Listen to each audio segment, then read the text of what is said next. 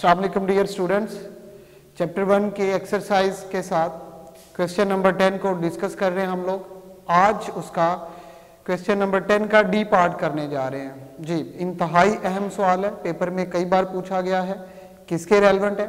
Actually हमें याद होगा, हमने एक सब्सटेंस की मिकदार दी गई थी, मैस दिया गया था और हमें ये कहा गया था कि उसके पार्टिकल्स की तादाद बताएं ज़रा। तो मैंने आपसे ये कहा था कि हम केमिस्ट्री में दी गई सब्सटेंस के पार्टिकल्स की तादाद फाइंड कर सकते हैं। तो आज उसके उलट है, आज हमारे पास हम क्या करने जा रहे हैं कि सब्सटेंस के पार्टिकल्स की तादाद दी गई हमें और वो कहता है कि इसका मैस इन किलोग्राम्स फाइंड करना है। क्या करना है जी? दी गई सब्सटेंस के पार्टिकल्स की जो तादाद है उससे हमने उस सब्सटेंस के पार्टिकल्स की तादाद से मैस फाइंड करना है। तो कैसे करेंगे? बहुत आसान काम है। और मैस किस में फाइंड करना है? किलोग्राम्स में। तो फार्मूला क्या है हमारे पास?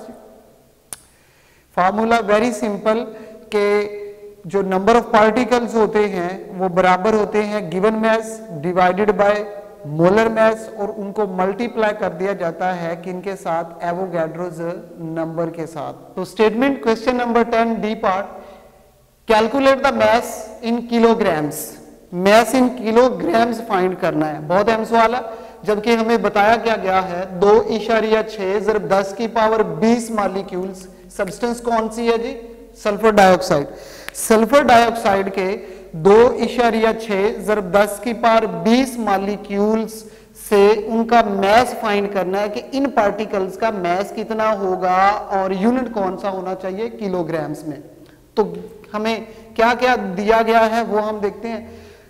नंबर ऑफ पार्टिकल्स, सबसे पहले सल्फर डाइऑक्साइड के अभी हमने देखा 2.6 × 10 की पावर 20 पार्टिकल्स। उसके बाद जी दूसरी चीज जो हमें बताई जाती है या हम खुद फाइंड कर सकते हैं वो है मोलर मैस। सल्फर डाइऑक्साइड का मोलर मैस निकालते हैं। सल्फर है, 2 ऑक्सीजन है, तो एक सल्फर एटम जो होता है उसका एटॉमिक मैस 32 होता है। ऑक्सीजन O2 है तो 16 × 2 कितना हो जाएगा? 32। 32 को 32 में जमा करेंगे तो 64 ग्राम पर मोल आ जाएगा। फाइंड क्या करना है? Mass in kilograms of sulphur dioxide is equal to m is equal to question mark.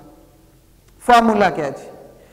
Number of particles is equal to given mass divided by molar mass is equal to Avogadro's number. तो values put करते हैं। Number of particles की जगह पे 2.6 × 10 की power 20 लिखा। Mess चूंकि find करना है, मोलर मैस 64 आ जाएगा और एवोगैड्रोस नंबर की जगह पे हमने लिखा 6.02 × 10⁻23। बहुत आसान तरीके से कैलकुलेट करते हैं जी।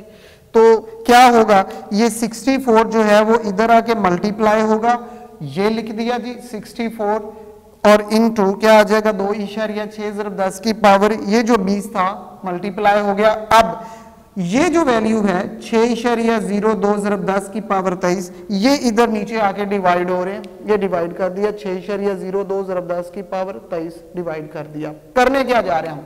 यहाँ पे जो 10 की पावर वाली वैल्यूज है उनको मैं साइड पे करने जा रहा हूं और जो सिंपल वैल्यूज हैं उनको हम एक साइड पे कर लेंगे, मल्टीप्लाई और डिवाइड कर लेंगे। ये 64, ये 2.6 और 6.02 को तीनों वैल्यूज को क्या किया? आपस में मल्टीप्लाई और डिवाइड किया तो आंसर आ जाता है 27.6।